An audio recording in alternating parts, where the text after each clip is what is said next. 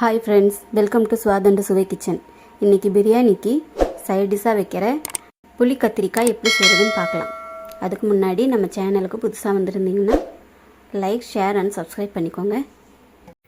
புளி கத்திரிக்காய் செய்ய தேவையான பொருட்கள்: புளி 100 கிராம், எள்ளு 50 கிராம், கடலை 100 கிராம், வெங்காயம் மீடியம் சைஸ் 2, கத்திரிக்காய் 1/2 கிலோ, தக்காளி 2, மஞ்சள் தூள், மல்லித்தூள், மிளகாத்தூள் 3 தேவையான அளவுக்கு போட்டுக்கலாம். வாங்க இப்போ செய்ய தொடங்கலாம். வாங்க ஆரம்பிக்கலாம். முதல்ல கடலையை வறுத்துக்கலாம்.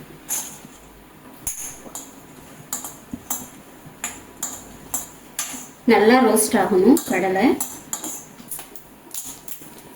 நல்லா ரோஸ்ட் ஆயிடுச்சு.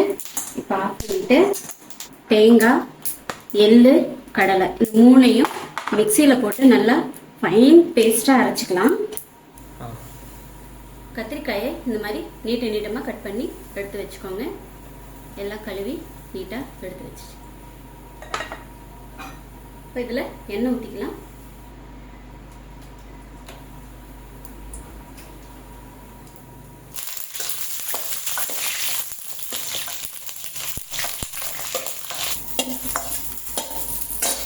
பாருங்க, எண்ணெயில் கத்திரிக்காய் நல்லா ஃப்ரை ஆகிடுச்சு. இப்போ மிளகாத்தூள் போட்டுக்கலாம்.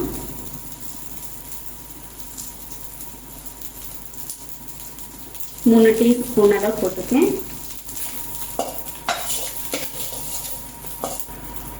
மல்லித்தூள் போட்டுக்கலாம். ஒரு டேபிள் கரண்டி அளவு போட்டுக்கலாம். கொஞ்சம் போல் வெங்காயம் போட்டுக்கலாம். கொஞ்சம் போல் தக்காளி போட்டுக்கலாம்.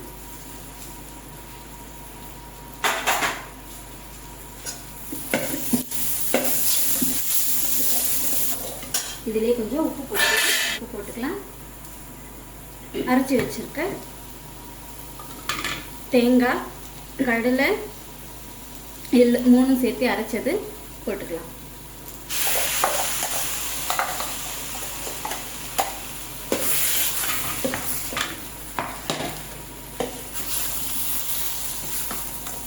ட்ரை ஆக எள்ளில், கடலையில், தேங்காயில் 3லையும் எண்ணெய் விட ஆரம்பிக்கும். அது வரைக்குமே நல்லா இதை ட்ரை பண்ணிக்கலாம்.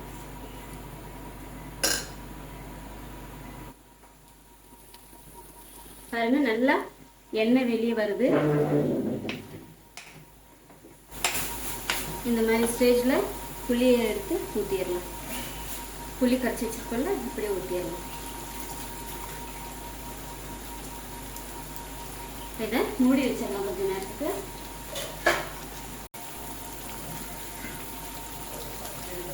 பாருங்க, மேலே எண்ணெய்லாம் வந்து நல்லா ஒரு இதாக இருக்கும். இந்த மாதிரி தொக்கு, கத்திரிக்காய் தொக்கு நீங்கள் செஞ்சு சாப்பிட்டு பாருங்கள், நல்ல டேஸ்டியாக இருக்கும். புளி கத்திரிக்காய் ரெடி ஆயிடுச்சு. இப்போ இதை இறக்கிடலாம்.